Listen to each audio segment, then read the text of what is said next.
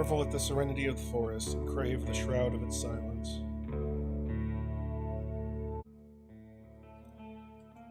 Alright, hey everyone, this is a new game called Roadwarden. Well, it's a demo of a game that's already out now. And, yeah, so it came out a little while ago, last year in 2022, and it was on one of the best of the year lists, and I'd never heard of it before, so I decided I should at least check out the demo, see what it's all about. Most everyone knows to stay away from the wilderness. Most people would never risk a lonely journey. Roadwardens not only accept this struggle, they embrace it. They deliver messages, assist merchants, burn human corpses, and if possible, get rid of the beasts and highwaymen. Oh, so they're porters. This is Death Stranding. This must be a Strand-type game. They live on the road, die young, or retire early. It's a dangerous job, but a respectable one, and it pays well. I leave the safety of the city walls.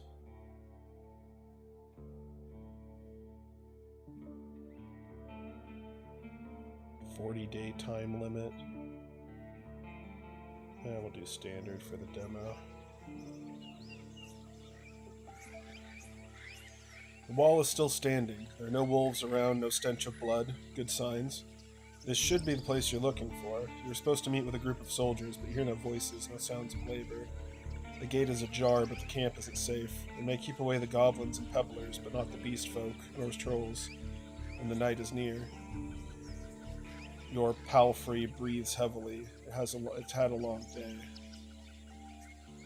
I need to look around cautiously. Considering the noise, you doubt that anyone noticed the clatter of hooves. The short, dry grasses barely cover the arid soil of this valley, but you're maybe a minute away from the edge of the sparse woods, which get denser as they climb up the hills. At best, this trail has a few more years before getting overgrown for good. It's hard to believe it's the only route north.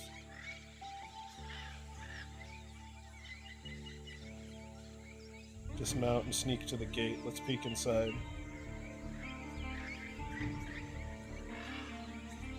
Your heavy boots hit the ground, and the pain of the long ride finally catches up with you. You stretch out, bringing your back and legs comfort. All you want now is a table, a decent chair, a nice mug of beer, and some warm stew. With any luck, your axe won't be needed here. Approach the gate slowly. If it's a military camp, it doesn't look the part. Plenty of wasted space. The fire pit is cold. Two people are sitting at the table, tired and disheartened. They're looking in different directions, paying no attention to one another. One of them is holding a cup. After a moment, you notice the quiet humming. You recognize the melody of a lighthearted drinking song from the city harbor. They don't look like much of a threat. I can enter. It takes them a few breaths to glance in your direction. The first person greets you with a wave of his hand. There are bags under his eyes. His beard is messy. Despite his simple shirt, he's wearing durable, decent boots. A mace with a head covered in iron hangs at his side. He doesn't reach for it. You take a look at the second soul. Just like you, she's wearing a gambeson, but hers is a bit loose, as if she took it off a corpse. Her head is shaven, as if protecting herself from flesh-eating bugs. Her eyes are weary, yet kind. She smiles. Considering the squad was sent here half a year ago, these two surely look the part. There should have been more of them. 8, you believe. Ask them about their lieutenant.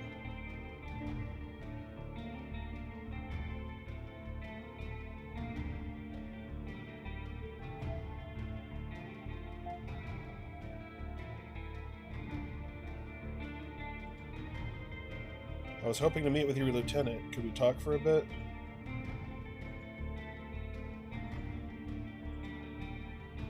The woman lets out a loud sigh, dusts off her gambeson, and steps towards you. She pays little attention to the sword at her side. We most definitely can, you and I. Though holding this rank is still somewhat new to me. Are you a messenger? Did you lose your mount? She observes you with curiosity. Or are you looking for help? I'm your new ward warden. My horse is waiting outside. Really? The soldier in the shirt leads forward. That explains how you got here in one piece, all by yourself. Better bring your beast here, adds the lieutenant. We have no hay, but I bet it dreams of dropping its saddle. I'm Tulia, by the way. She reaches out her hand. Maybe a trap. I gesture for her to stop, pretending to be embarrassed. I should wash myself first, but you can call me. Yeah, sure. Leto. AKA Jared. The lieutenant stands with her hand out, but then raises her arms in an awkward smile. Of course, of course. Just keep your horse away from the tents. He steps away. We need to smell its dung. We should also prepare for the night. The soldier in the shirt also rising to his feet. We have no tent to spare. You'll have to use a blanket or something. You should get used to sleeping on the ground anyway. You walk through the gate. Your mount looks around and snorts anxiously. Not many humans could ride a horse. It's not only taller than you, but also bulky and heavy, as heavy as it is strong. You can get in the saddle with a single breath. Most people wouldn't know where to even begin. From every side, it's a wall of flesh. The horses were brought to the Dragon Woods from the conquests in the south. They can trot for some time, but won't outrun some of the local monsters. Your palfrey needs you to survive, but without it, you would be lost. You too would be lost.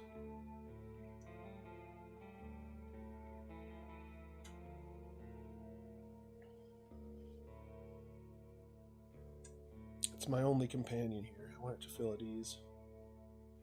He takes a few steps towards you, scolding you with another snort. You scratch the bottom of his neck with strength and confidence, just the way it likes it. Humans see useful animals, even pets, as monsters in disguise. Getting emotionally attached to them is believed to lead humans to their doom. But you know that horses need companionship. Speak to it gently and lead it to the camp. You end up next to the fire pit. Removing the saddle makes the horse nicker with relief. You take a couple of minutes to examine its back, just in case. While riding equipment is not that heavy for such a strong animal, with enough time it starts to chafe. You wish it had something better to eat than this shabby grass. You should look for an inn. You need to unpack.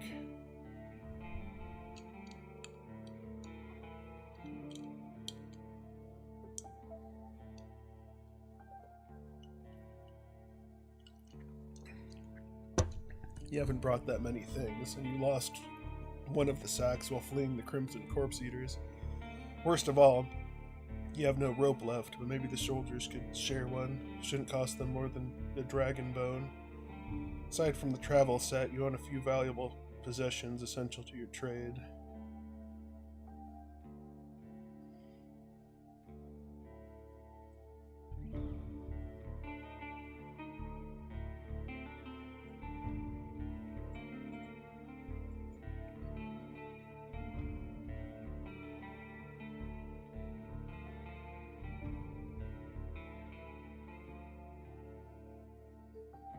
I'll do the fighter, just in case. For the demo, at least.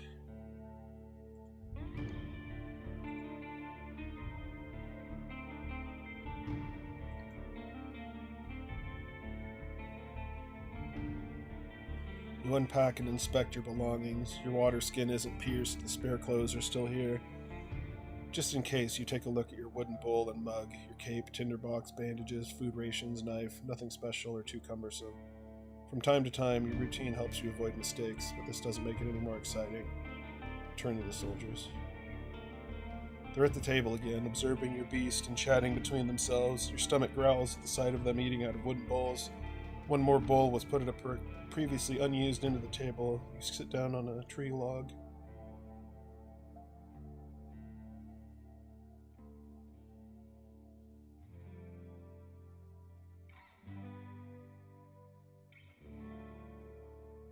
Join them and take a look at the meal.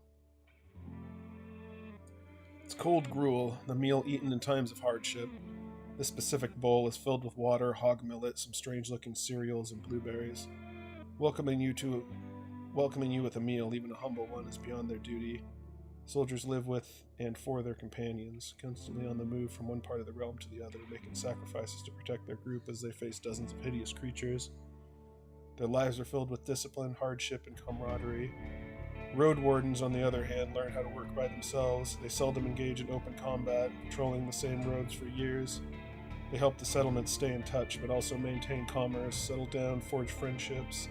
When there are no laws to follow, they use their own judgment. Different responsibilities, different lifestyles. I eat quickly, not focusing on the taste, then speak with Tulia. She's focused and chooses her words carefully. She looks away only when she gathers her thoughts. I'm afraid I can tell you less than I would like to, and less than I should, she nods toward the other soldier. As you can see, there's not a lot of us left. At the beginning of summer, there were 8 of us, including the previous lieutenant. 5 are dead, 1 has run away in tears. We're also strangers in this land, adds her companion. Any piece of information may help me do my job. The man leans forward, his legs shake nervously. Sounds like a kid asking a bard to sing one more story, tell a joke, or do a magic trick, whatever it takes to escape the boredom. His untrimmed beard hides a much younger face than you originally thought. What did the officials tell you? I expect not that much. No soul governs these lands. Share what I consider to be relevant. You tell the soldiers how little guidance you've received since this area is too far away and from Hovalian to keep it under control. You were warned that it's untamed and unknown. Who knows how many villagers, bandits, or monsters may be found in these unmapped hills and forests. From time to time, new people come here and look for boundless opportunities. Most of them never return. Do they turn to walking corpses, or find what they're looking for? No soul can tell me, so I was looking for your guidance. Lieutenant drinks from her cup and crosses her legs, ankle on knee. Seeing her chair makes you doubt she'll ever find a comfortable position. Where should we start?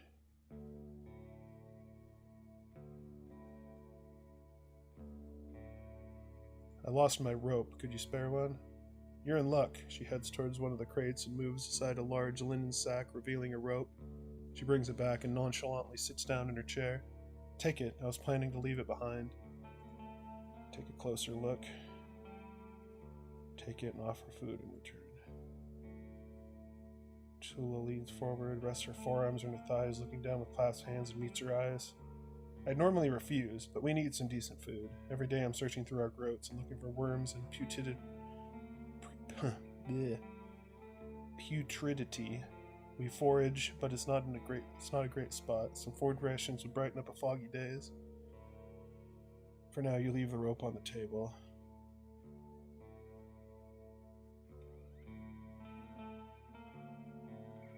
What should I know about this peninsula?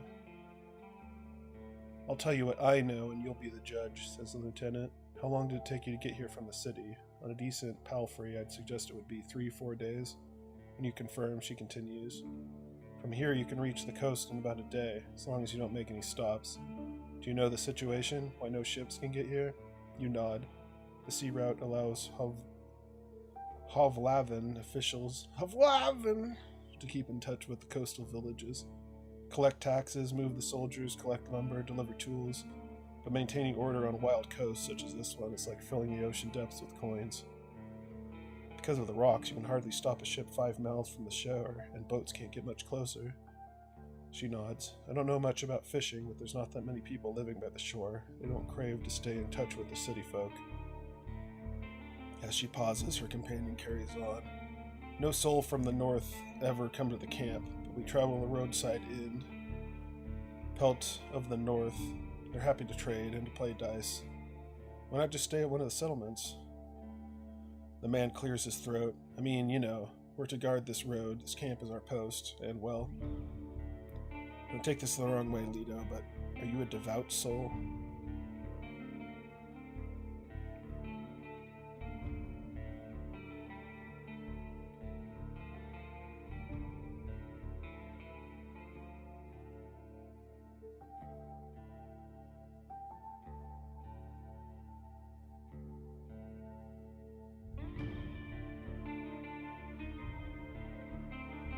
I'm from a small village. For me, the freedom of shell, pneuma, and soul are the main virtues of life. My community is unique and independent, so are its members. I have a place in my fellowship. Oh, I see. She hesitantly looks away. I don't know much about the River of Faith, but I'm sure we're not that different. I'm a Unite myself, she says with a sort of pride in her voice, so she follows the United Church. The people here are disquieting. Every few words, she taps the table with her finger. Their traditions won't help them negotiate with the officials. Here. She starts to draw lines with her index finger as if she's pointing at an invisible map. The peninsula is connected with roads, like a big circle. In the northwest, you'll find a weird village and a bog. It's not exactly pagan, I don't think. It even has a priest who claims himself to be an Emirite.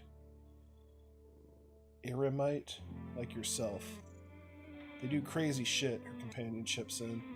They use the dead to cut down trees and dig in soil. Once I saw it, I begged to never return there. I see. You've heard tales such as this one since you were a child. If an isolated settlement managed to survive without a city's influence, its customs and traditions grow more and more alien. Every generation learns how to adapt to the dangerous conditions they have to deal with. And the rustic pagan traditions muddy their river of faith. The United Church often warns its members of the crazy druids, necromancers, and blood mages, the bringers of doom, the traitors to humankind. Were you able to speak with these necromancers? You can see why we were not eager to go there if we could avoid it, Lieutenant chuckles. Maybe they'll be more welcoming to a Roadwarden. The roads are dangerous, with little or no shelter. People in need our help. The man in the shirt turns a bit and points a finger to the northwest. If you're heading to the undead village, you get to the inn first, and soon. Sola nods. Pelt of the North is a safe place. You can talk with innkeeper guards and ask them about the road. And how about the east? She stares off across the camp. Hard to tell. We went there only once. There are hills, forests, rivers. We saw a tunnel sculpted in leaves and branches. But we didn't enter it. Wilderness all around. Any monster worth mentioning? Anything that could catch my mount?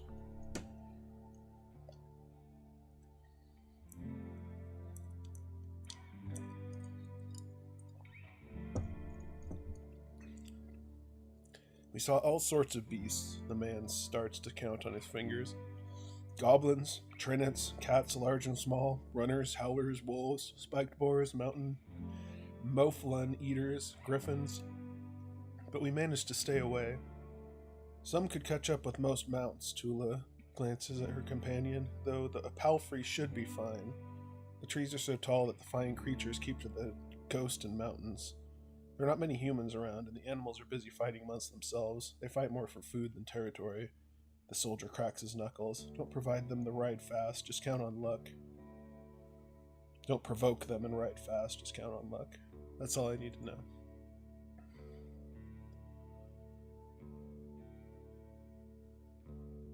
What happened to your squad? The man shrugs. Bandits happened, and monsters. A strong band, the strong bad. Oh, strong bad. His companion chips in. When we got to the peninsula in spring, we saw some people living in this camp. The lieutenant decided to avoid it and look for an inn. We had to travel through the night for a bit. There's a lot of talking in this. Glad it's just a demo. The bearded soldier scoffs and crosses his arm, but she carries on. If he had decided otherwise, we would all have died that day. The innkeeper explained that the camp is a trap, and the armed ones pretend to be soldiers. Stay there at night and lose everything you have. Sounds like slave hunters. Tula sighs. Very much so. They've killed some, and took others away, who knows where. They were letting the northerners go, hoping to avoid their wrath. It kind of worked, added the soldier. We asked them for help, but they refused. We had to clear the entire camp on our own, and that's why the 3 of our people died. Don't exaggerate. It's not like the lieutenant didn't make a mistake. He wanted to get rid of them and take over their camp. We didn't know the enemy well enough. We were outnumbered, and they had an ice mage among them. She looks at you. At least we cleared the road, saved lives. You mentioned monsters as well? Nothing that would surprise you. Those of us who survived the skirmish were young, too inexperienced to spend a summer in this place without a good leader, and they didn't trust me. One of them got caught by a treant. Another one ignored my orders to perform some sort of ritual hunt, and so a werebear tore her to pieces. The last one tried to act tough. She didn't tell us that he had cut his hand while cleaning the gambeson. She let out a ghastly chuckle. We had to cut it off and was so ashamed we decided to walk north and find a new life, disappear. Idiot. What a colorful journey. The man tries to drink from his mug, but it's empty. You've made this place safer. Barely. Tully seems tired. And who knows if it was worth the lives and effort. What was your squad's mission? Lieutenant looks into your eyes. You know, the usual. Making the road safe, keeping people alive. I explained that it may be important for me to know what they have tried to accomplish. Can't really tell you. Let's just say it would be nice to have a reliable outpost somewhere nearby. A place where you can always find a group of fighters willing to protect you in the name of the law. She tilts her head back. Now, if you have any other questions, anything I should know about this camp? The story is brief. Some merchants built the camp to have an extra stop for mules and donkeys just between the inn and the southern villages. There's plenty of grass near here, a pond nearby. When the peninsula grew more dangerous, the camp stood abandoned from time to time, serving as a shelter for travelers. The bandits came here in spring, further paralyzing the exchange of information between the northern and southern settlements. Since these highwaymen are no more, the situation may reverse. Time will tell. You can sleep here wherever you want, the man concludes the tale, though don't expect to wake up without a pain in your back. If you were me, where would you go next? The soldier answers quickly. To the inn, of course. He grabs his empty mug. The one northwest of here. If you can't afford the room, the main hall is free of charge. The locals rarely gather there. The northern road is much more traveled, mentions Tulia. But the hunters will tell you about this and that. You'll have a chance to introduce yourself. The innkeeper can listen, and knows many souls. Any tips on how I can make a good first impression on him? She smirks. Avoid cheap jokes. Stick to trade. Don't waste his time. Show him that you can be relied on. Any ideas what happened to the previous Roadwarden? Tulia takes a deep breath. Aren't you a bit late for a rescue mission? We haven't heard from him for almost half a year. The soldiers speak for a bit between themselves, trying to get their story straight. They confirm that he had stopped by their camp a few times, but stopped showing up at all in early summer. The bearded soldier starts to scratch the table with the tip of his knife, without looking at you. I don't remember his voice. Always busy, drowning in things to take care of. He would sit somewhere, sharpen his sword, fix his loud mail, clean clothes, write notes on this wax tablet of his. Yep, and then leave at dawn. Unlike us, Asterion never gets bored. Tula lets out a joyless chuckle. He's secretive, but some of the locals speak about him warmly. Maybe he just doesn't like us. Sounds like you're not sure if he's dead or not. If anyone knows, they won't tell us. Maybe someone is keeping him in the basement. The man carves with passion. We haven't seen him, or his Saurian. Something ate them, I bet. The officials have hired you, right? They don't expect him to return. Richer Roadwardens often use four-legged, meaty Saurians as their mounts. They have to be tamed and trained. Saurians. Since they're hatching, but unlike horses, they can easily defend themselves from many monsters. At least your palfrey is fast and reliable, and won't suddenly sink its teeth into an innocent passerby. Do you know what he was looking for? Maybe he left you a message? Neither one of us had any insight into his dealings, Tulia. My predecessor left me no clues. We also took a look at Asterion's stuff. Wait, she raises her open palm. I almost forgot. She stands up and heads to a nearby tent. He has kids in a village near Hovalan. Holaven. I was planning to take his things there. A pouch, a second spear, a decent bow, some potions. Quite a treasure. She glances at you. But I would much prefer to bring them the truth about their father. So you want me to find out what happened to him in exchange for his stuff? Here's the catch. She dusts off the hilt of her sword. We've hired a messenger to ask the commanders for further orders. Since she hasn't returned and you know nothing about her, she either ran away or something happened to her. She sighs with resignation. We are meant to stay here until fall. What do you think? Come see us. Tell us what you've learned about the man, and we'll get back to Hovalian together. Hovlavin. I still don't like it. You think about your real mission. You were planning to return to Hovlavin in the early fall anyway. If he's alive, I don't think he's going to be happy about me taking away all his possessions. True, but he's considered dead, and I doubt he'll begrudge you anything. And who knows, you may find his shell laying on the roadside tomorrow. He wears a mail, uses a spear mostly, maybe 5 feet tall but stout.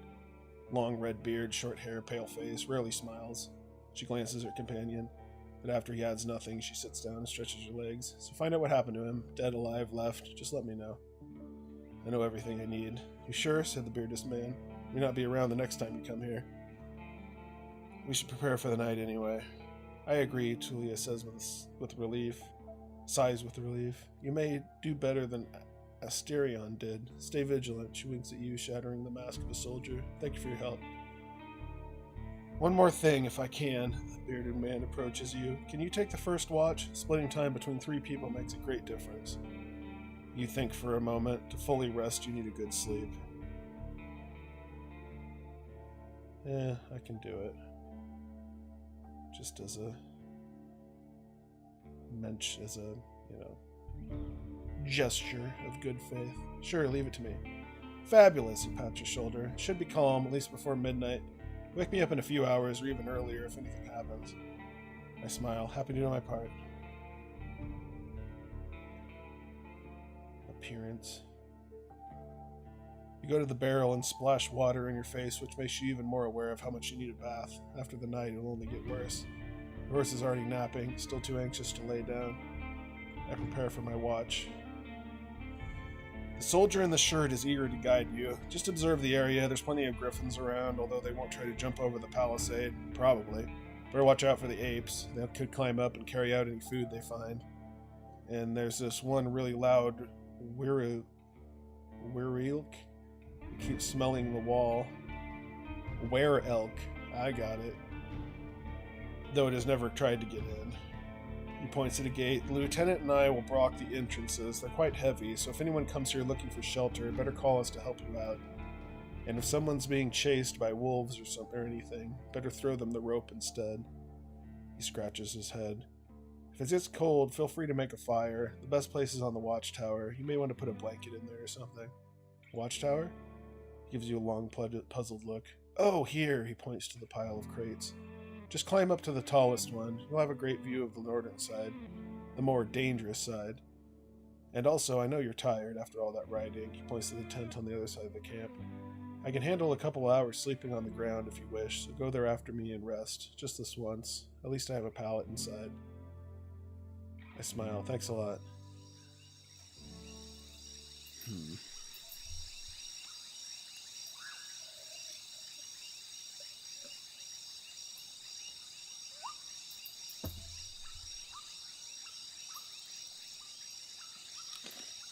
Oh, sorry. Should you give a break for a second?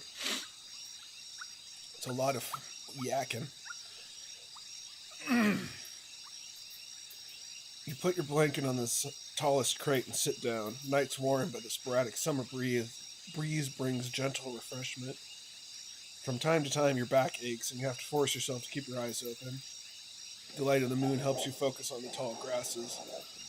For most of the time, you spot smaller critters and birds, with their exceptions. At one point, you see a 3-horned deer trying to challenge one another. Before they clash their antlers, a 2-legged dragonling appears, leading its much smaller offspring. The furry beasts try to intimidate the predators with roars and aggressive head movements. After a few moments, both sides walk away slowly, not willing to risk the fight, nor to admit their defeat. I don't let it distract me. I keep looking around. You hear the death screams of distant prey, the mating calls of monkeys. Runners are chasing a gray hare. A group of musk oxen lazily chew the grass, preparing themselves for sleep. A dusk fox is running together with a lynx, making playful screeches. Thankfully, you never have to intervene. You just sit there, watching the not-too-distant forest, trying to outlast your sleepiness. You can only guess how much time has passed. Once you feel you've had enough, you climb down and go into a tent, waking up the bearded man with just a couple of words. You confirm that nothing important has happened. I gather my things and squeeze into the tent. I use my bag as a pillow and put on my blanket on the pallet, cover myself with a cloak. Sleeping in a tent is not the stuff of dreams. It's a much welcomed rest. But it's a much welcomed rest. The pallet keeps the cold soil away. The moonlight saves the outside world from the eerie gloom. You listen to your own breath and find a comfortable position. Your job starts tomorrow. I focus on the real goal of my journey. The Merchant Guild wants to take control of this realm. Your wardening duties are secondary. First and foremost, you need to explore the peninsula, learn about the territory, resources, and threats. Get to know the locals, and if you can, convince them to consider negotiations with Hovlavin officials and traders. Could the tribes resist the soldiers and be a threat to the priests of the United Church? Are there any forbidden practices that need to be eradicated, such as blood magic, necromancy, robbery, or slavery? At least I have time, 40 days to be exact. I need to be as thorough as I can. Once you finish your reconnaissance, you should speak to Tulia and return to Hovlaven. There you'll report back to your employers and get a reward. In the meantime, you have your own goal to pursue.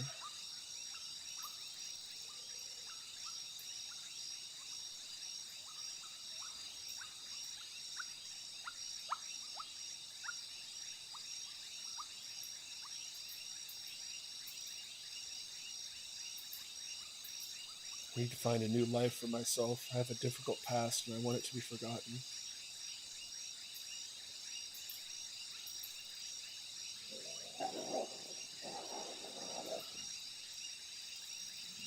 Your half-asleep senses are catching the sounds of the wild forest.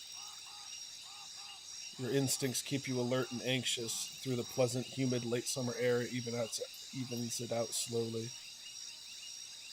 You're thinking about your goal, but you need to gather your strength. Time to sleep.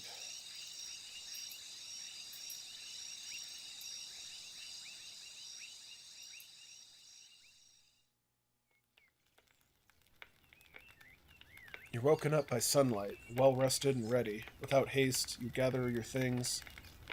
After only a couple of breaths, you notice a weird smell like a roast. No, burning meat. Burning, rotten meat. Disgust crawls into your consciousness. You exit the tent. Your horse is looking around nervously. Your bags are where you left them. You see an open gate. Go outside and see what's happening. Both soldiers are standing near a humble pyre. The man in the shirt looks contemplatively. Tulia is the first one to address you. Leto, she greets you with a nod. We use the horse's manure for the flames, so don't worry about cleaning it up. You see a corpse among the flames. Impossible to tell if it belongs to a male or female, but it was adult. The burning process won't be over for a couple more hours. Traveler or an undead? The latter. A young one. She lacked the pneuma to understand that she couldn't get inside the camp without climbing. I stabbed her with a spear from a safe distance. She shifts her weight. One more fog and she'd be a real threat. Even now it took a couple of hits to knock her down. Sooner or later every human shell wakes up, gaining more strength with each soul it devours, and each moment it spends in the fogs. Burying the dead is not just a religious practice, it's a necessity. Soldiers, priests, village mayors, even road wardens, making a large pyre takes a lot of time, but it saves lives. Thulia calls the undead a she. Most Unites hesitate to do so. Time for me to leave. Running away from the reek, huh? I don't blame you. She walks with you a few steps. Find us here if you need us, or if you learn what happened to Asterion. There's enough ground here for you to rest. Safe travels. These words make you stop. An old farewell mocked in a number of songs and tales, but you hear no scorn in Tulia's voice. You wonder how many acts of kindness like this one you're going to experience in the days that follow. She returns to the pyre. Prepare for the journey. You somehow miss the fact that your mount is already saddled and warmed up. You double-check the equipment, but you don't need to fix anything. The soldiers were vigilant. Normally, preparing any palfrey for a long journey takes a lot of time.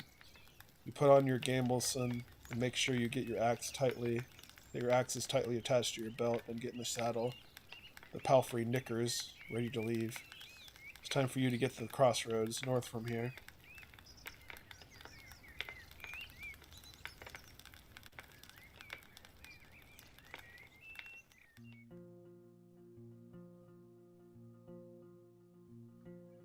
This is a cool game. It's very, has a lot of roots in the old text adventures, but I like how they illustrate the map and everything, at least. They could have done a lot more, but I think the leaving it up to the imagination is part of what helps this game a lot. It's like, yeah. I mean, it's cool to have a lot of, character artists and stuff to flesh out the story and everything, but it also, there's value to just making it like a novel, where as the player reads it, they just picture everything in their mind,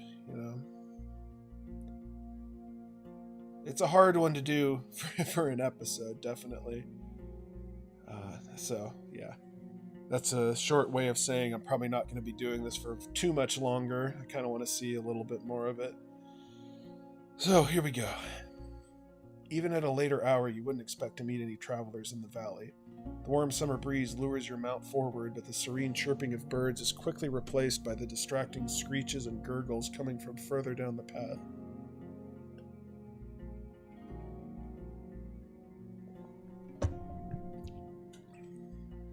You soon find the pack of four-legged griffins. They're larger than foxes, and merge the features of birds and furred beasts. Each one is of a different size, coat, and colors, and their temperaments are just as varied. Their fronts are covered with vivid feathers, while their rears have darker fur. Their wings are massive, making them impressive jumpers, but they're too heavy to fly. About 24 beasts are yelling, brawling, chasing each other around, blocking your path. Consider your options. Involve random chance. Those are the dice rolls. See, we're getting into the meat of it. So I don't want to quit right now. Oops, I guess maybe I should have. Oh, that's the class option. You can't enter the forest blindly. If these or other creatures were to chase after you, the thicket would be disastrous for your horse. There are reasons why travelers stay close to the main roads as possible and why adventurers move in groups. Usually the safest approach would be to stay where you are and just wait for the pack to get hungry. It may, however, take up to a couple hours.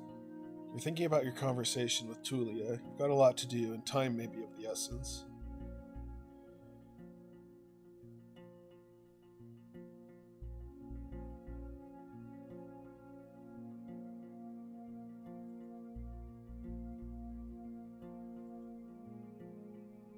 Here we go. Character sheet.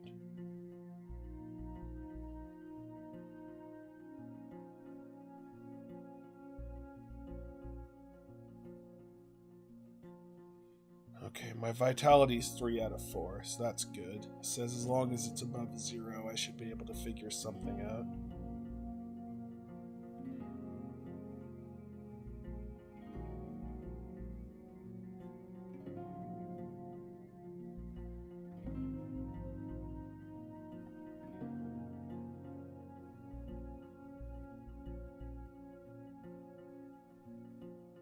Religion and faith. Huh. Oh, I get. Okay. The strength of your religious conviction. Lies. Sewing experience. That's funny. Gambling experience. This game's cool. Initially, your horse completely trusts your guidance, though after a few more steps it snorts. You prepare your axe and get ready to push away any griffin willing to jump on you. Once you get in the middle of a surprised herd, your mount squeals and gallops forward. The creatures in front of you flee, but the others try to jump at you from both sides. You kick 2 of them away, while the third one gets close. Its beak lands only on your boot. The hard leather keeps you safe. You ride away and the griffins can't keep up. You still hear their screeches when your mount slows down. I don't give them the opportunity to catch up with me.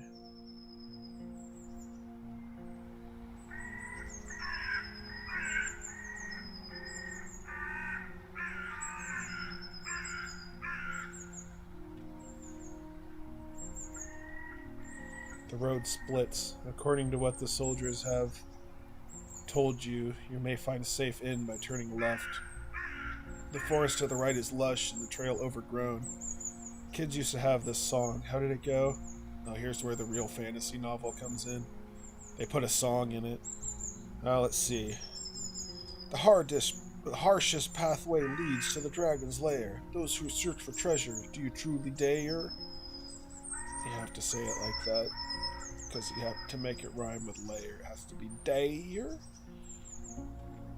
The signpost in front of you doesn't make your situation much clearer. It was put here by someone who can't write, for folks who can't read. Covered in old red paint, it points east. Blood there, as people say. Danger to be found. There's not a soul to ask for guidance. I look at my horse. Yeah, sure, that's his name. Sodal. It's peaceful as you stroke his mane. Maybe it is it? Isn't it a guy or a girl? Maybe we choose a path.